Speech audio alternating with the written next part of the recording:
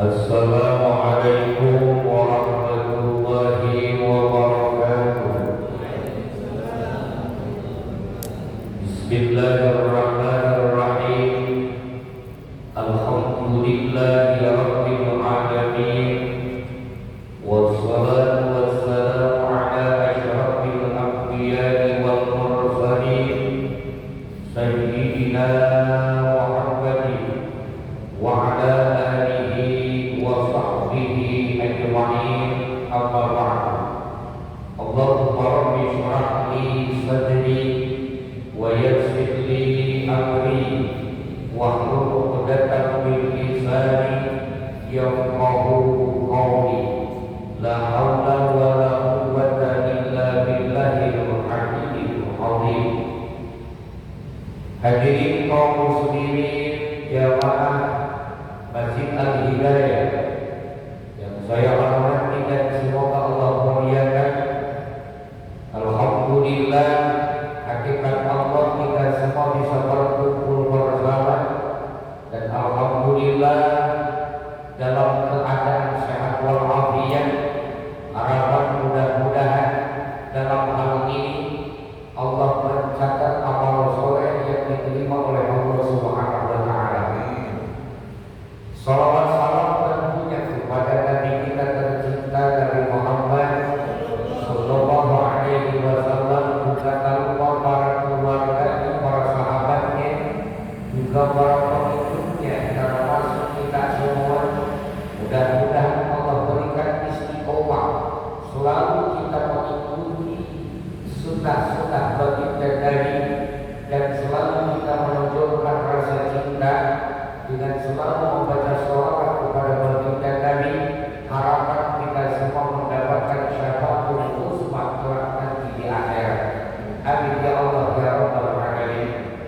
Nah, hadirin kaum muslimin rahimakumullah, di dalam kitab Al-Hikam disampaikan aslu kulli maksiatin wa qaflatin wa syahwatin ar-ridha 'anil nafsi, wa aslu kulli ta'atin wa yaqdatin wa iffatin adab ridha min ta'atha.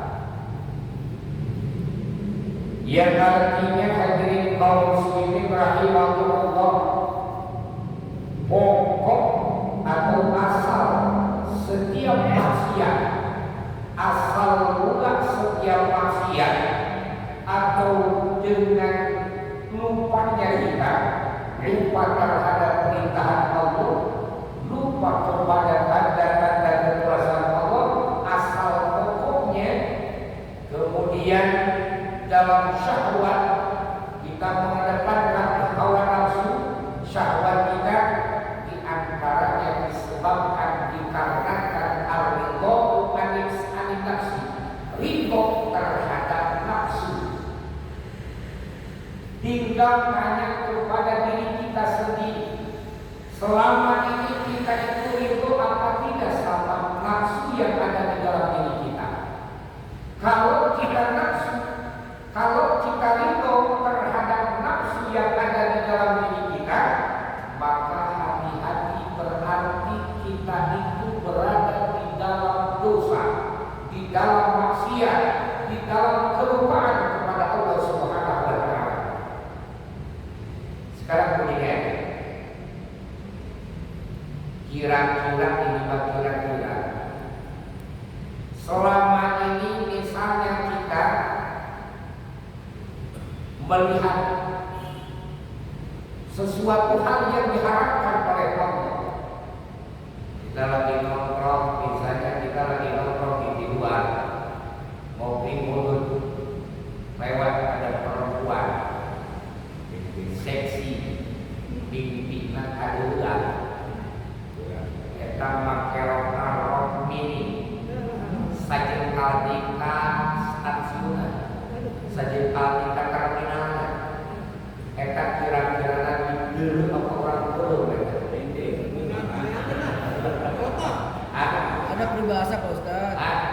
Kalau nggak dilihat barang bagus, Terus dilihat arah, juga dilihat barang bagus. kita liatin aja terus begini aja. Sampai kita lihat kalau bisa balik lagi. Terus aja begini. Liatin aja terus. Nanti pun dalam hati kita hawa nafsu kita ngomong begini. Enggak apa-apa kalau itu rezeki nongkrong nih. Rezeki nongkrong ada bahasa ridho terhadap nafsu, maka itu awal mula setiap maksiat itu dari situ. Ridho terhadap hawa nafsu. Ini misalnya kira-kira ada apa kali ini kalau kita main slot terus dapat terus buat ngasih yakin ini kira-kira kayaknya nggak apa-apa nih kayaknya. Atau misalnya buat lubang wajib, atau misalnya buat menjanda, misalnya buat kasih orang-orang yang tidak mampu uangnya dari uang swat. Kemudian ada timbul dalam hati ada apa-apa kali ridho terhadap nafsu. Nah itu hati-hati berarti awal mula maksiat dari sini. Memperbolehkan terhadap sesuatu hal yang jelas-jelas diharamkan oleh agama. Ini misalnya nih kita sholat subuh kesiangan dulu. Sholat subuh kesiangan dulu bangun ini jam 7, jam 7, jam 6 misalnya. Kemudian kita merasa ada apa-apa kali ini. Ridho terhadap sesuatu hal yang memang itu tidak boleh. Ridho terhadap sesuatu hal yang memang itu dilarang sama agama, itu tidak boleh. Nah kita merasa ada apa-apa kali ini, nggak apa-apa kali ini, kan ada sholat kodok, ngegampangin agama, ngegampangin sesuatu hal yang sudah diwajibkan sama Allah. Ridho terhadap nafsu yang datang kepada kita, hati-hati itu adalah pokok asal modalnya maksiat dari situ. Ridho terhadap orang. Hati-hati.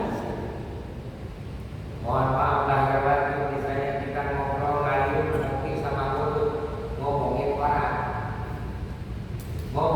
yang jeleknya, yang bagus juga jadi masalah. Ini mah yang jeleknya kita lupa kita ngomongin orang, kejelekan orang, udah sana sini, ngalir gitu ngomongin orang. Terus dalam hati udah apa-apa kali ini mah. Ini mah bukan ngomongin, bukan nyeritain bahwa saudara. Memang realitanya begitu, oke. Justru ada berlaku. Terus kalau udah lihat, kadang-kadang suka begitu kan. Nah, jadi kaum muslimin rahimahumullah, ridho rela terhadap nafsu itu pokok asal maksiat dari sini. Hati-hati makanya hadirin kaum muslimin rahimahumullah. Ridho rela misalnya hampura, ini mah hampura lahir batin mohon maaf. Istri kita kan kewajiban kita, benar. Istri kita itu kan yang wajib sama kita itu mendidiknya, kiswah nafkah juga wajib untuk mendidiknya dalam hal sholatnya, dalam hal wudhunya, dalam hal prakteknya, semuanya pendidikan agamanya tentang akhiratnya wajib suami harus mendidiknya. Misalnya istri ketahuan sama kita enggak sholat, enggak disuruh, enggak ada apa sama kita, videoin aja, malah ada ridho dalam hati. Kasihan istri gua kan semalam udah kerja, kasihan kalau disuruh juga, kasihan kalau dibangunin juga, kasihan. Ada ridho dalam hati, padahal itu hal yang salah, itu hal yang dilarang sama agama, dosa. Itu dalam hati enggak apa-apa. Kasihan, nah dari kasihan itu hadirin kaum muslimin awal mula maksiat dan dosa.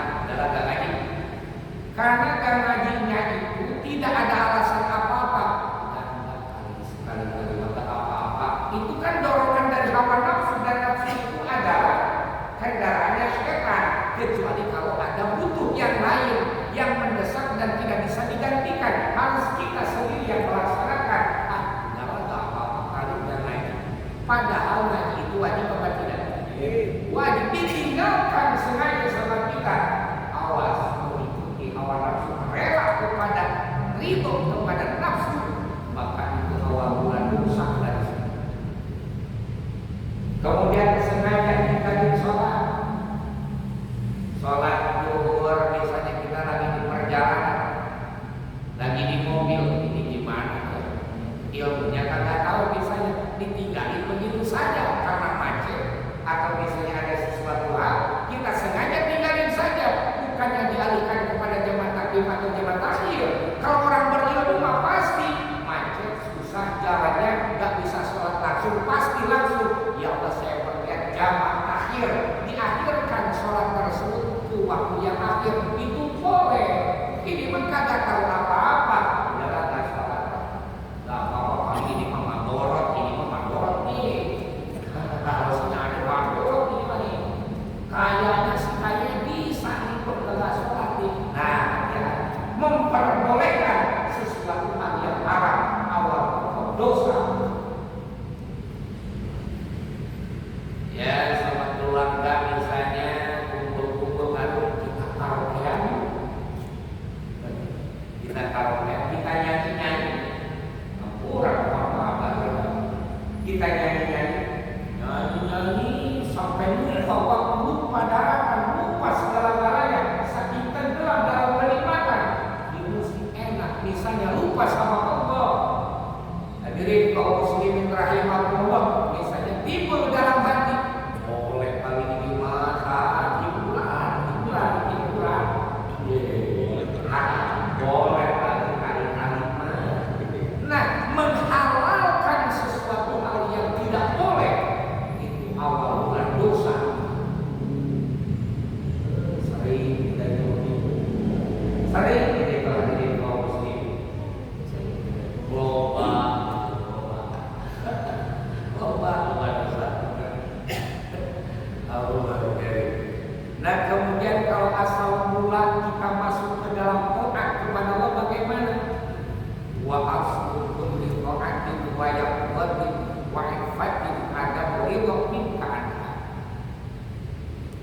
Asal mula pokok modalnya datangnya taat kita kepada Allah, datangnya kita gercep melaksanakan perintah Allah, kemudian langsung kita melaksanakan perintah-perintah Allah, bahkan dijaga perintah-perintah Allah. Ada ridho minka anha, tidak ada rela, tidak ada ridho terhadap hawa nafsu. Hatiku selalu ya Allah ya Rabbah. Misalnya kita akan jujur, belum bisa meninggalkan 100% terhadap dosa. Misalnya kita itu ngomongin orang, hati itu ngomong, ya Allah ya Rabbana, ini dosa. Nah, ada begitu di dalam hati itu. Misalnya mohon maaf perempuan, misalnya nggak pakai kerudung, ya Allah ya Rabbana, ini tuh dosa, nggak pakai kerudung itu dosa. Jadi mengakui dalam hati ini dosa yang dilakukan. Tapi ini ya Allah belum bisa melaksanakan orang ini ya Allah. Nah, ada dalam hati berarti mempunyai cahaya iman di sini. Tapi kalau misalnya merasa rela, ridho, enggak apa-apa, nah itu hati-hati di situ. Setan ini setan kadang-kadang kan kita mau begitu, merasa gimana, enggak apa-apa, ayo aja dikelak terus dikelak, ayo aja dikelak, dikit kali itu dikit, enggak apa-apa. Jangan hadirin kaum muslimin, jangan macam-macam. Hati-hati terhadap aturan yang sudah ditetapkan oleh Allah Subhanahu wa taala. Nah, dengan tidak adanya rela ridho terhadap hawa nafsu, maka di situ awal mula masuk ke dalam taat kepada Allah, pasti bakal berecep langsung melaksanakan perintah Allah Subhanahu wa taala, bahkan bakal menjaga terhadap perintah Allah. Misalnya subuh, keinginan hawa nafsu mah bangun apa tidak, lanjutin molor apa tidak. Keinginan hawa nafsu itu dilanjutin, apalagi kedengaran pas adanya api-api itu.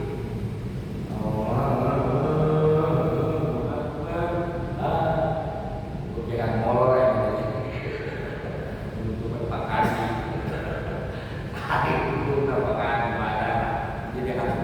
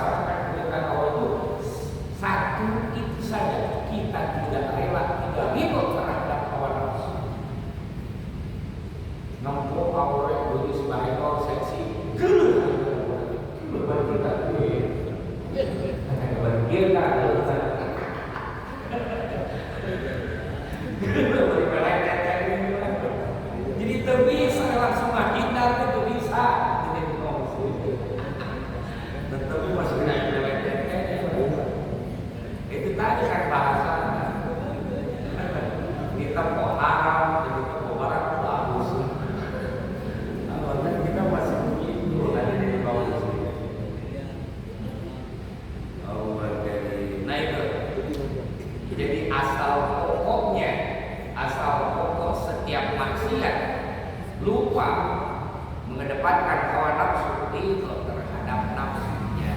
Makanya redam nafsu itu. Redam nafsu. Dengan apa? Redamnya hawa nafsu. Selalu ingat kepada Allah. Bahkan kan diadakannya puasa. Kemudian kan kayak seperti puasa di bulan Ramadan itu kan untuk meredam nafsu kita, untuk meredam hawa nafsu kita. Kalau enggak dengan pikiran atau sehat gunakan, karena Allah memberikan anugerah kepada kita akal, dan akal itu diantaranya keterangan menyampaikan akal dan agama itu termasuknya jauharul, termasuknya intan mutiara. Sekarang begini, intan mutiara, kalau misalnya kita punya intan mutiara ditaruhnya di rumah apa di kamar? Di rumah apa di kamar? Di kamar. Di kamar pun dimasukin ke lemari apa tidak? Dimasukin ke lemari. Sudah masuk ke lemari pakai peti apa tidak? Pakai peti, berarti betapa berharganya itu intan mutiara. Dan intan mutiara yang ada di dalam diri kita itu diantaranya adalah agama dan akal. Masa agama anugerah dari Allah, kemuliaan dari Allah, kenikmatan dari Allah, agama dan akal, kemudian kita rusak dengan begitu saja. Saya dari kaum muslimin, kita sudah jelas-jelas ibadah, sholat berjamaah dalam jangka 5 waktu, duhur, asar, maghrib, isya, subuh, kita sholat berjamaah, bahkan disambung dengan wiridanya sampai beres. Tahmidnya kita baca, tasbihnya kita baca, tahlilnya kita baca, kemudian bahkan disambung dengan baca sholawat, disambung lagi dengan baca Al-Quran. Begitu keluar dari tempat ibadah di neluhan sarai hancur kabeh, hancur hati kaum muslimin. Pas begitu beres ngomong ke bagus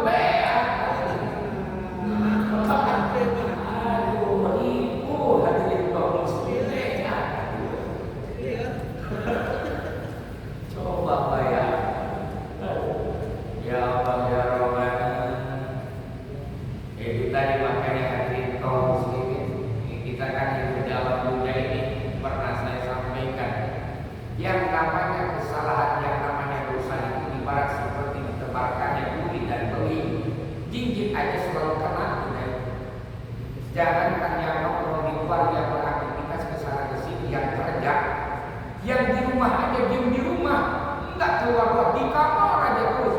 Dosa masih dapat. HP dari mana? Di HP. Di HP apa saja ada. Ngetik bujur juga keluar bujur di HP. Aduh, kayak alim aja kita pakai peci, pakai sorban, pakai sarung, pakai koko, berangkat ke masjid setiap sholat datang, gerecek masuk lagi misalnya ke kamar, ternyata di kamar duluan begitu baik. Aja begitu. Aduh habis berarti pahala kita yang buat kita ngumpulin capek-capek, bahkan sampai tahajud berani bangun, kemudian subuh berani bangun, ngantuk-ngantuk juga, kemudian berani menahan mulut jangan sampai ngomongin orang, kemudian enggak sindir ke orang, tak pernah ngejek-ngejekin orang, tak pernah apa-apa, udah diam aja di rumah, tapi HP-nya main. HP-nya main. Scroll pakai BA habis.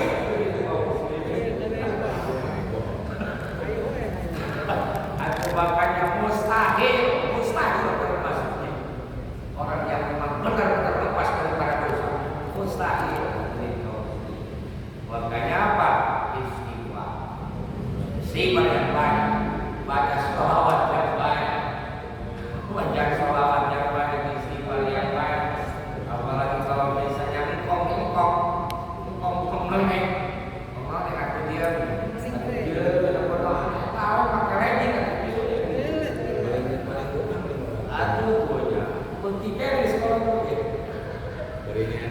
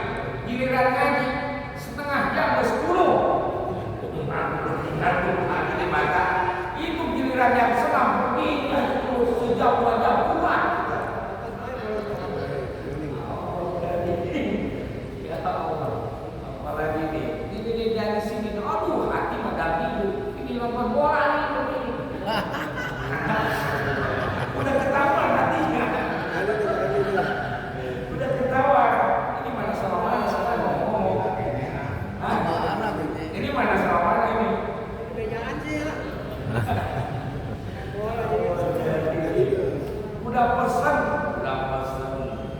kacang, kopi, rokok, persiapan Indomie buat apa? Nonton bola, persiapan. Giliran ngaji keluar awal ngaji. Nggak ada persiapan apa. Kalah. Dipikir-pikir ya Allah ya Rabbal. Allah Karim. Bahkan di antara ini jam berapa? Alhamdulillah.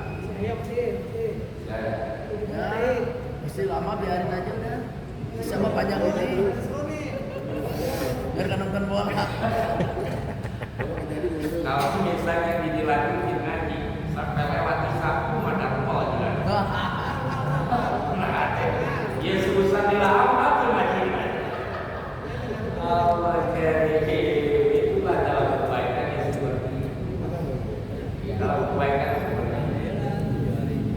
Aku jangan begitu kita, jangan kan begitu. Ini kira-kira makan sama sholat lamaan mana? Lamaan makan begitu. Sholat sama makan lamaan mana? Lamaan makan gitu. Oh makan. Belum ngopinya, belum mudutnya, belum ngobrolnya. Ya Allah, giliran sholat.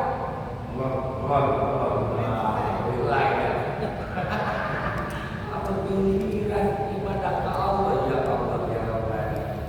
Nah, karena di situ hadirin kaum muslimin, di situ maka hadirin kaum muslimin Nabiullah Adam alaihissalam mempelajari kita dengan doanya. Rabbana zalamna anfusana wa illam taghfir lana wa tarhamna lanakunanna minal khasirin. Rabbana ya Allah ya Rabbana zalamna anfusana. Abdi saya ini ya Allah zalim terhadap diri saya ya Allah, zalim. Coba Pak, selama ini bapak-bapak semuanya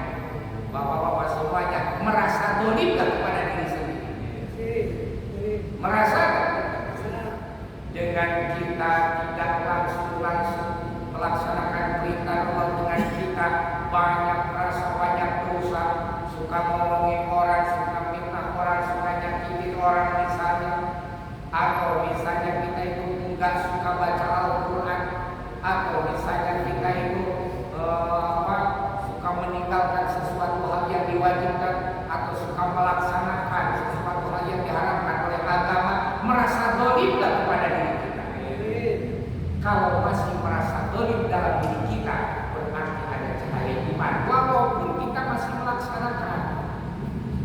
Nah, yang bahaya itu hadirin kaum muslimin, yang bahaya sudah melakukan dosa dan bangga dengan dosanya. Itu yang bahaya. Oh, ayo kamali, lu cuma sepotong, gua masih kerak, habis modal ayo, mau suruh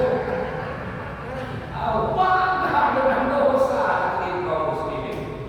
Oh, ayo kamali, di pasar dua angka, sekat lompeng gua katanya, dapat berapa lumayan aja, katanya buat DP modal lah. Tuh bangga dengan hal yang salah, bangga dengan sesuatu hal yang dosa.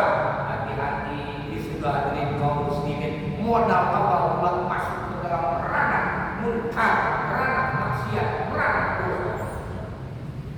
Ridho terhadap hawa nafsu. Nauzubillah subhanallah ini. Makanya hadirin kaum muslimin, perbaiki ibadah kita, luruskan dalam sholat kita. Ya Allah ya Rabbal, sholat yang kita lakukan ya gak ada apa-apanya ya Allah, gak tahu benar, gak tahu enggak, apalagi masalah diterima ya Allah.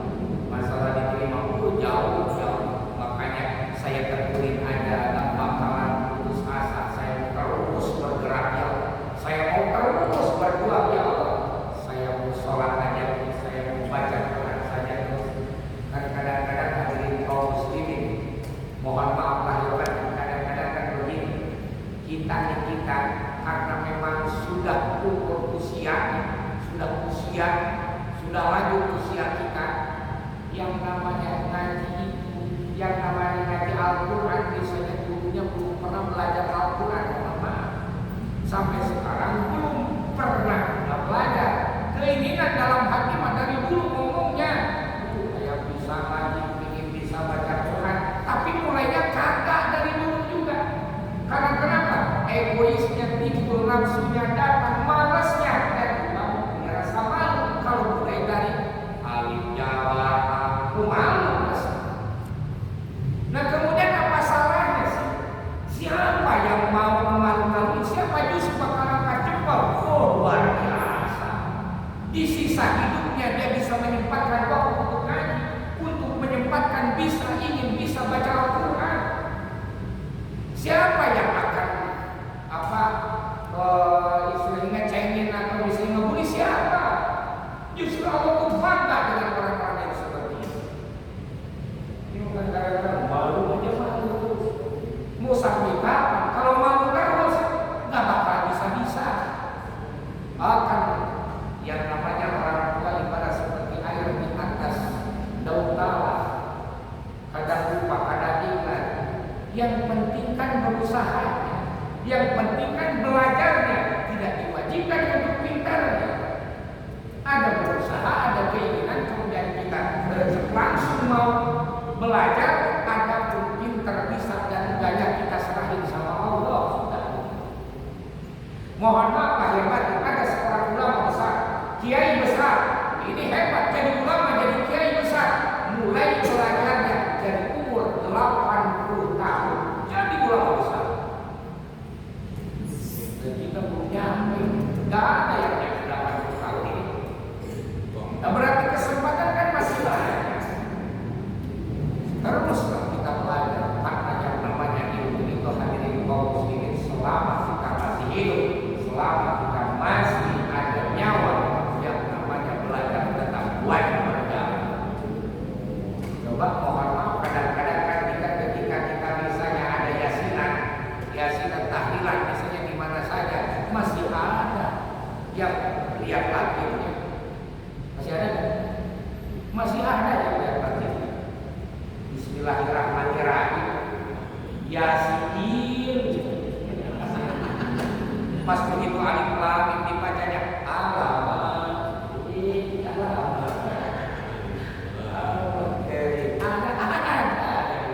Nah kemudian ngomongnya apa? Bahwa bukannya nggak mau belajar, tapi apa tuh malu? Kamu sampai kapan kalau malu?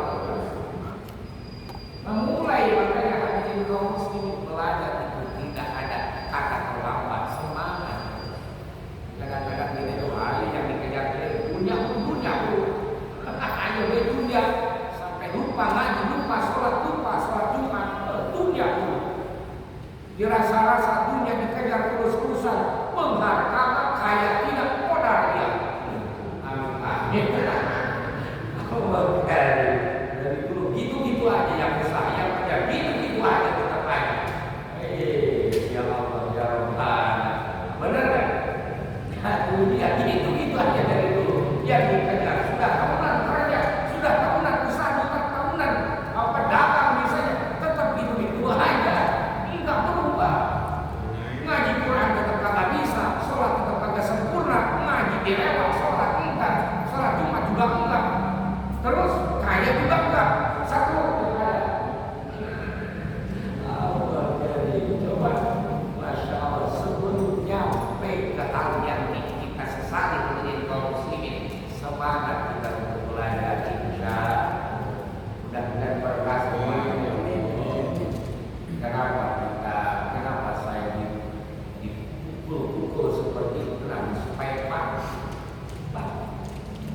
Sama. Ini penyampaian seperti ini memang saya yang menyampaikan, tapi ini untuk memperingati saya juga. Makanya hampura mohon maaf lahir batin hadirin kaum muslimin. Kenapa sih itu ada yang keras? La ilaha, karena hati ini keras.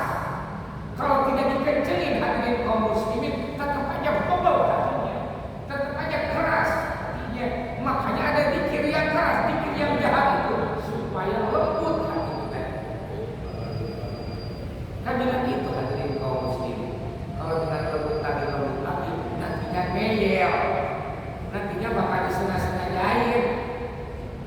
udah jadinya sengaja, jadinya malah menyepelekan. Jadinya hadirin kaum muslimin. Tapi kalau kita dongkrak terus, dibongkar terus, insya Allah ilmunya akan datang kalau kita pikir.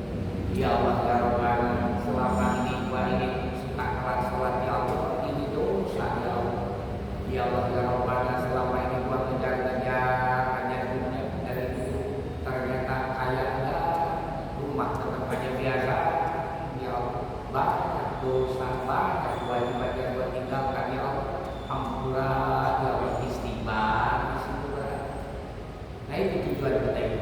Makanya mudah-mudahan semuanya berkah. Saya mohon maaf ya, dikuatkan agama batin, dikuatkan iman Islam. Mudah-mudahan selalu ingat kepada Allah Subhanahu wa Ta'ala. Salawat, istighfar, baca Al-Quran, insya Allah. Itu saja yang bisa disampaikan. Dan mudah-mudahan Allah Ta'ala ada manfaatnya. Assalamualaikum.